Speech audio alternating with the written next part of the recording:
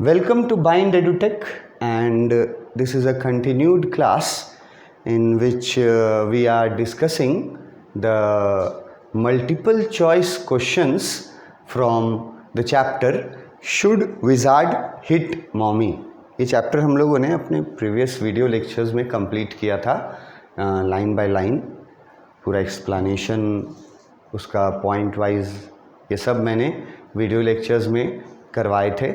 और हम लोग पिछले कुछ क्लासेस में मल्टीपल चॉइस क्वेश्चंस डिस्कस कर रहे थे, जिसमें हम लोग क्वेश्चन नंबर 13 तक कर चुके थे अपने इसके पहले वाले प्रीवियस क्लास में।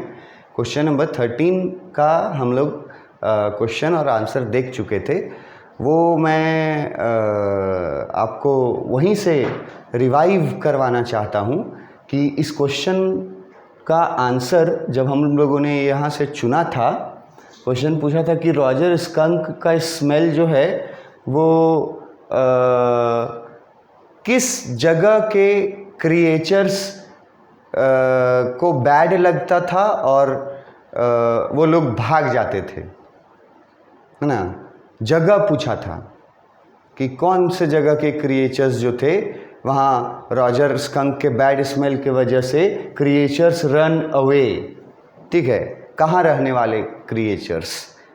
तो अब इसमें जो ऑप्शंस दिया हुआ था, अगर चैप्टर में आपने टेक्स्ट बुक्स का लाइंस नहीं पढ़ा है तो गलत आंसर भी चुन सकते हैं, और सही आंसर चुनिएगा तो बहुत टाइम भी लग सकता है। मैंने आपको दिखाया था टेक्स्ट बुक में कि ये वुडलैंड वर्ड एग्जैक्ट यूज़ किया गया है, और वहाँ पर मैंने मीनिंग भी लिखा था फॉरेस्ट। तो वुडलैंड इसका सही आंसर था कि फॉरेस्ट के जो क्रिएचर्स थे वो दौड़ के भाग जाते थे रॉजर स्कंक के बैड स्मेल के वजह से। वुडलैंड मतलब फॉरेस्ट के क्रिएचर्स। तो ये तभी कर पाइएगा, आंसर सही चुन पाइएगा, जब टेक्स्ट बुक पढ़ा हुआ रहे और वर्ड्स का मीनिंग आपको मालूम रहे, और वो भी बहुत कंसंट्रेशन के साथ। नेक्स्ट क्वेश्चन जो हम लोग आज शुरू करें, क्वेश्चन नंबर 14। आसान क्वेश्चन है, सबसे आसान क्वेश्चन है ये क्वेश्चन। मतलब उन लोगों के लिए है जो लोग सिर्फ कहानी सुन भी लेंगे तो ये क्वेश्चन डील कर लेंगे। पूछा है Rogers daddy return home from. Roger के डैडी घर लौटते थे, ये जिक्र किया गया है कहानी में कि हर कहानी में रॉजर इवनिंग होने के बाद अपनी मदर के पास घर चला जाता था, और एग्जैक्ट उसी टाइम पर ट्रेन की विसल की आवाज़ आती थी, और वो ट्रेन में रॉजर स्कंक के डैडी आते थे, और कहाँ से वो ट्रेन आती थी वो जगह का नाम वहाँ बताया गया था। और ये आसान है। न्यूयॉर्क एक ऑप्शन है, दूसरा है बॉस्टन, तीसरा है वॉशिंगटन, और चौथा है रीडिंग।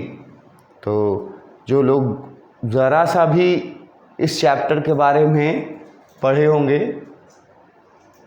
सिर्फ सुने होंगे अगर, तो वो लोग बॉस्टन वर्ड जो है आसानी से चुन लेंगे। वो क्लियरली बताया गया था कि बॉस्टन शहर से वो ट्रेन रॉजर स्कंक के डैडी को लेकर के आती थी, ठीक है। Boston is the correct answer. Next question है when the problem is solved, when the problem is solved dash fill in the blanks is demanded। अब देखो, क्योंकि अभी आप जब ये वीडियो देख रहे हैं और जब अटेम्प्ट कर रहे हैं तो अभी आपको पता है कि ये चैप्टर किस चैप्टर का क्वेश्चंस है। आपको पता है कि शुड विजार्ड हिट मॉमी नाम के चैप्टर का क्वेश्चन आंसर कर रहे हैं। लेकिन क्वेश्चन पेपर में जब क्वेश्चंस आएंगे तो उसमें मैं हमेशा बोलता हूँ कि सबसे पहले तो तुमको क्वेश्चन पढ़ के ये डिसाइड करना होगा कि ये किस चैप्टर से है। तो ये क्वेश्चन अभी आसान लग रहा है, आसान है भी, लेकिन तब जब आप इसको पढ़ करके और तुरंत रिकॉल कर लें चैप्टर का नाम कि ये शुड विजार्ड हिट मॉमी नाम के चैप्टर से क्वेश्चन पूछा है। ये रिकॉल करेंगे पढ़ने वाले लोग, यहाँ सिर्फ सुनने वाले लोग या जो ऊपरी ऊपरी पढ़ रहे हैं, समरी पढ़ रहे हैं वगैरह, वो लोग नहीं इसको समझ पाएंगे कि क्या कहाँ से ये स्टोरी में लिया गया है और किस स्टोरी का है, किस प्रॉब्लम की बात की जा रही है, और ये जो डिमांड किया जा रहा है वो किसके द्वारा किया जा रहा है, किससे डिमांड किया जा रहा है। ये सब उन स्टूडेंट्स के मन में इन सब चीज़ों का आंसर आ जाएगा जो स्टूडेंट्स ध्यान से ये चैप्टर पढ़े होंगे। एग्जामिनेशन हॉल में सारे चैप्टर्स को मिक्स करके क्वेश्चन देता है, ये तो नहीं बताएगा ना कि इस चैप्टर से ये क्वेश्चन दे रहे हैं। तो ये क्वेश्चन पढ़ो, इसमें क्वेश्चन में कहीं ये बात नहीं लिखा गया है, कोई ऐसा वर्ड नहीं है इस क्वेश्चन में जिससे कि आसानी से समझा जा सके कि ये किस चैप्टर का है। ना इसमें रॉजर वर्ड का इस्तेमाल किया है, ना इसमें विजार्ड वर्ड का इस्तेमाल किया है। कर सकता था जैसे यहाँ लिखता, when Rogers problem is solved dash is demanded by wizard. अगर ऐसे लिखता, रॉजर वर्ड और विजार्ड वर्ड या दोनों में से कोई एक, तो आसानी से पकड़ लेता स्टूडेंट कि ये किस स्टोरी से है। लेकिन देखो यहाँ कुछ नहीं लिखा है, ना विजार्ड लिखा है, ना रॉजर स्कंक लिखा है, ना स्कंक लिखा है, कुछ नहीं। अगर इसी तरह से कहीं बीच में क्वेश्चन पेपर में, एग्जामिनेशन फाइनल क्वेश्चन में ये क्वेश्चन आ गया तो ये उन लोगों के लिए कठिन होगा सबसे पहले ये तय करना कि किस चैप्टर से है, किस प्रॉब्लम की बात की जा रही है जो सॉल्व हो गया था, और क्या डिमांड किया गया था, कौन सा डिमांड का बात क्वेश्चन में पूछ रहा है। और जो लोग पढ़े होंगे वो लोग ऑप्शंस देखिए, आपको पता चल जाएगा। पहला ऑप्शन है, क्वेश्चन में है कि जब रॉजर स्कंक का प्रॉब्लम सॉल्व हो गया, कौन सा प्रॉब्लम, बैड स्मेल वाला, किसने सॉल्व किया, मैजिशियन विजार्ड ने। किसके जैसा स्मेल कर दिया, रोजेस जैसा, गुलाब जैसा स्मेल कर दिया उसको। तो ये काम जब हो गया, प्रॉब्लम सॉल्व हो गया, तो उसके बाद जो मैजिशियन विजार्ड है वो अपने काम के बदले, जो मैजिक से वो उसका बैड स्मेल को रोजेस वाला स्मेल में बदल दिया, तो उस काम के बदले क्या डिमांड करता है ये पूछा है। क्या डिमांड करता है मैजिशियन। अब यहाँ जो लोग चैप्टर पढ़े रहेंगे उनको ये याद आएगा कि पेनीज वर्ड से वो डिमांड किया था ना, 7 पेनीज, कि 7 पेनीज चाहिए मुझे इस काम के लिए, जब काम कर दिया तो। लेकिन यहाँ ऑप्शन में देखो पेनीज वर्ड कहीं लिखा नहीं है। पहला ऑप्शन है फी।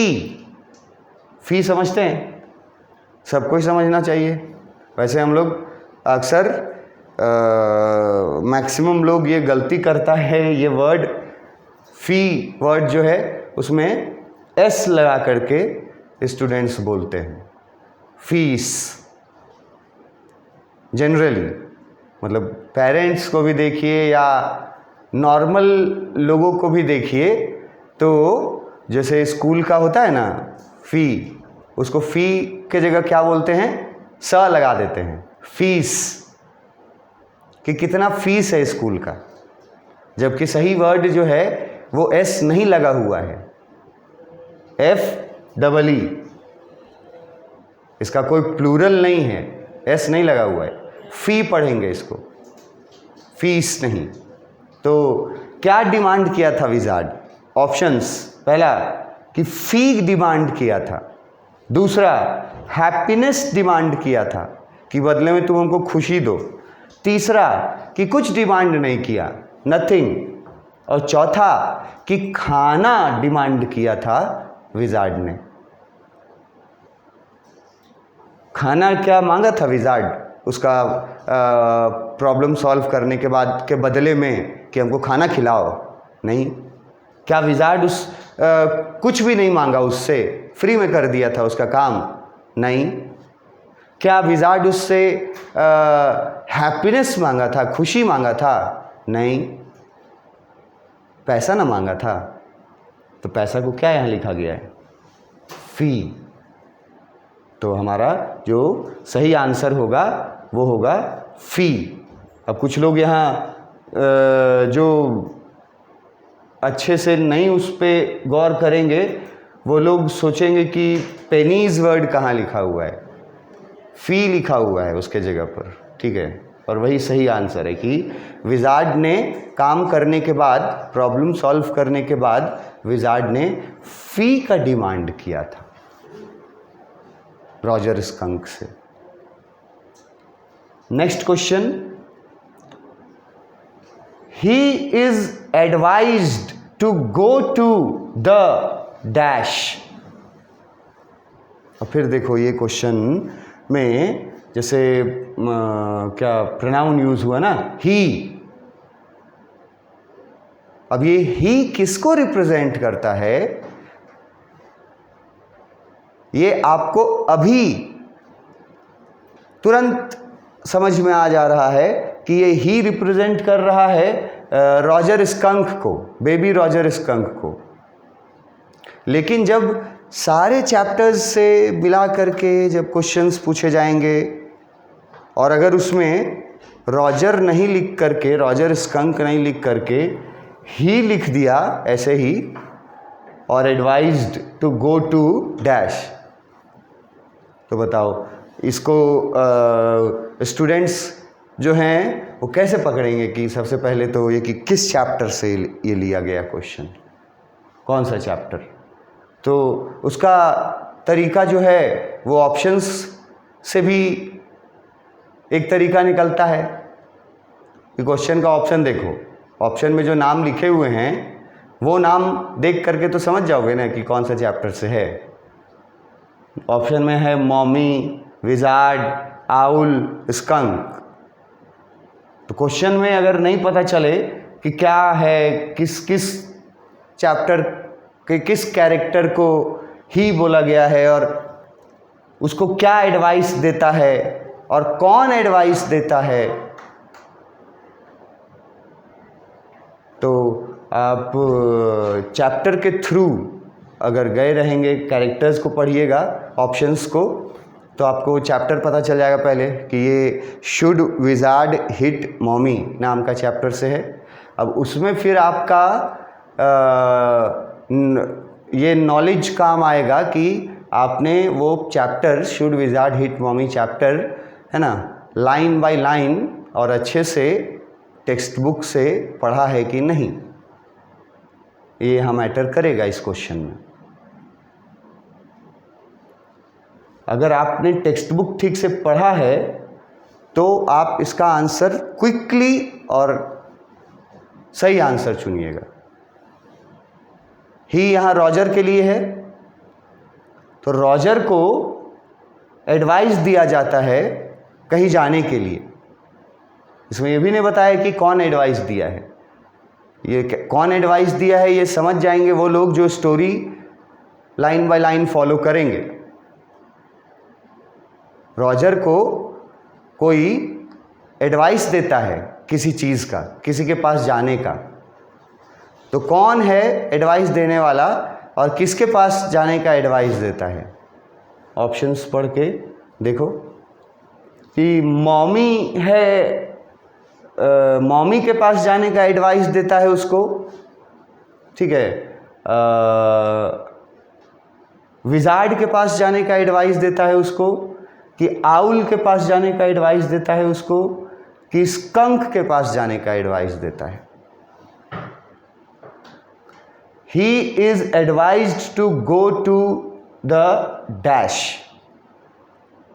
तो ही का यहां मतलब समझ गया, पकड़ लिया कि रॉजर स्कंक है ही, तो आंसर तुम चुन लोगे कि रॉजर स्कंक को किसके पास जाने का सुझाव दिया था। किसके पास जाने का, कौन दिया था ये भी पूछ सकता है।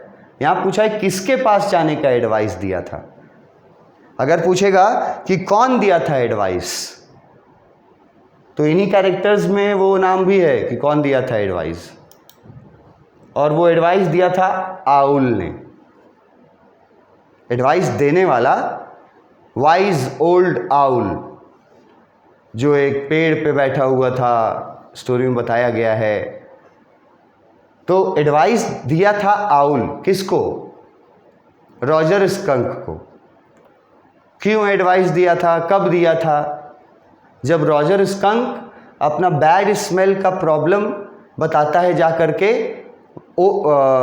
आउल को, वाइज ओल्ड आउल को, जो एक पेड़ के सबसे ऊंचे टहनी पर उसका घर बना हुआ था आउल का। उसको जाकर के उससे शेयर करता है प्रॉब्लम अपना रॉजर स्कंक। तब आउल जो है वो रॉजर स्कंक का प्रॉब्लम सुन करके रॉजर स्कंक को किसी के पास रेफर करता है, भेजता है।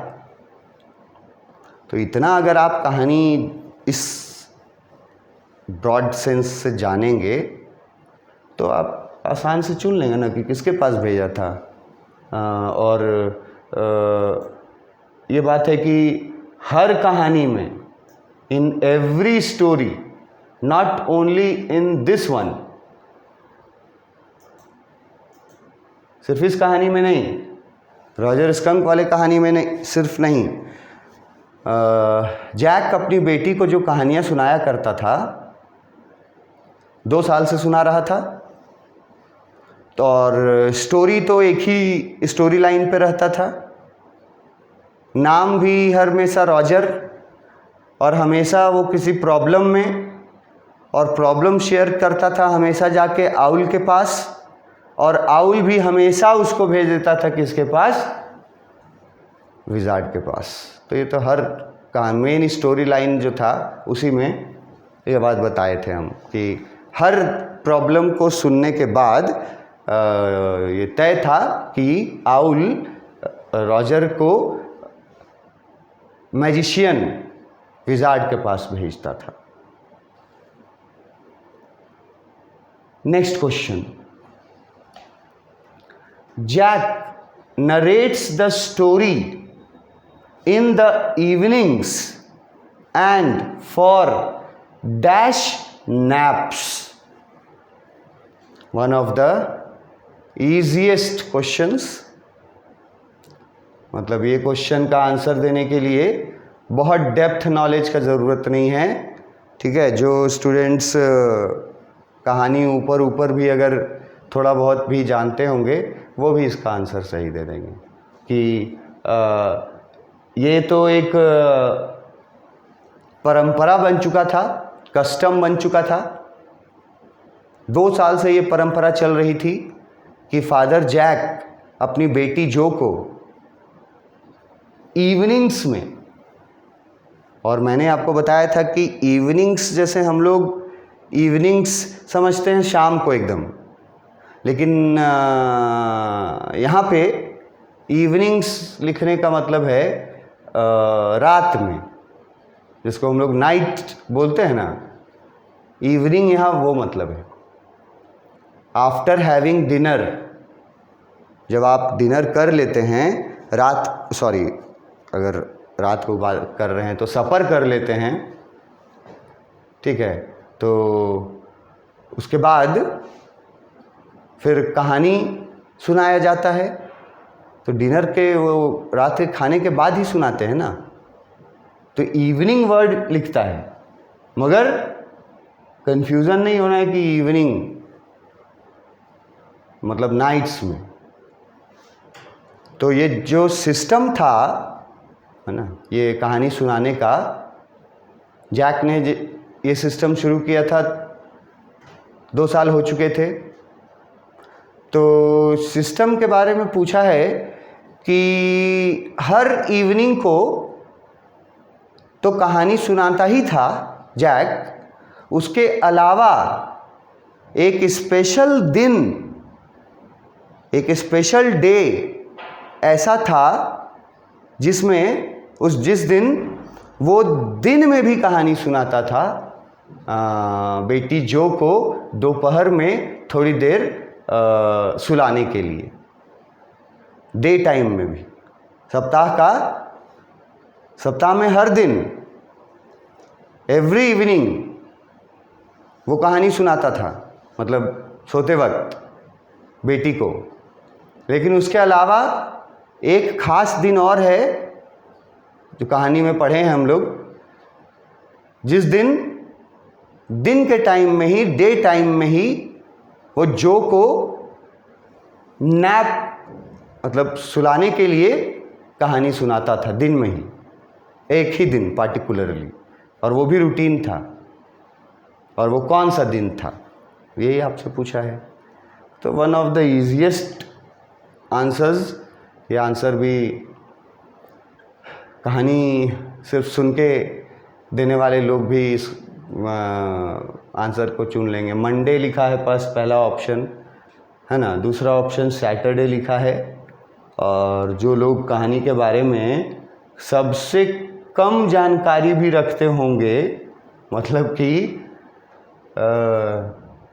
जो लोग कहानी में सबसे कम समझे होंगे कहानी को या पढ़े होंगे, वो लोग भी इसका आंसर बी वाला पढ़ने के बाद आगे नहीं देखेगा, क्योंकि कहानी में रिपीट किया गया है सैटरडे। और उस दिन भी सैटरडे का ही दिन था जिस दिन का ये स्टोरी बताया जा रहा है कि दिन में सुला रहा था उसको। हर सैटरडे को दिन में भी दोपहर के समय थोड़ी देर नैप वर्ड कहानी से ही हम तुमको बताते आ रहे हैं टेक्स्ट बुक से कि नैप का मतलब होता है स्लीप, मगर मतलब कम समय के लिए, शॉर्टर पीरियड ऑफ टाइम। जैसे स्लीप अगर बोल देते हैं तो वो उसका मतलब हो जाता है सो जाना नींद से। लेकिन अगर नैप बोलते हैं तो इसका मतलब है कि थोड़ी देर के लिए सोना तय है। मतलब थोड़ी देर कुछ भी हो सकता है, आधा घंटा, 1 घंटा, 1.5 घंटा, ये हो गया नैप। इसको स्लीप नहीं बोलेंगे। रात में जो सोते हैं सुबह सो के उठते हैं उसके लिए स्लीप वर्ड सही है। लेकिन दिन में अगर थोड़ी देर के लिए आप बेड पे जाते हैं तो उसको नैप बोला जाता है। और क्वेश्चन पूछ दिया कि कौन सा दिन था पार्टिकुलरली जिस दिन में भी वो कस्टम बनाया था जो को कहानी सुनाने का। तो मैंने कहा कि जो सबसे कम पढ़ा होगा इस कहानी को वो भी इसका आंसर सही और सबसे जल्दी चुन लेगा। सैटरडे का दिन था जिस दिन ये कस्टम था कि वो दिन में ही उसको सुलाने का काम करता था, सैटरडे का दिन। नेक्स्ट क्वेश्चन है, अब ये क्वेश्चन भी बच्चों वाला क्वेश्चन है। ये भी वो लोग जो कहानी को दूसरे के मुंह से सिर्फ सुन लेंगे या कैरेक्टर्स को जान लेंगे सिर्फ कि कौन क्या है कहानी में, कौन किसका क्या लगता है, तो उतना ही में जवाब दे देंगे इसका। कहानी का बहुत अंदर का ज्ञान होना ज़रूरी नहीं है। क्वेश्चन पूछा, डैश वॉज जोज ब्रदर।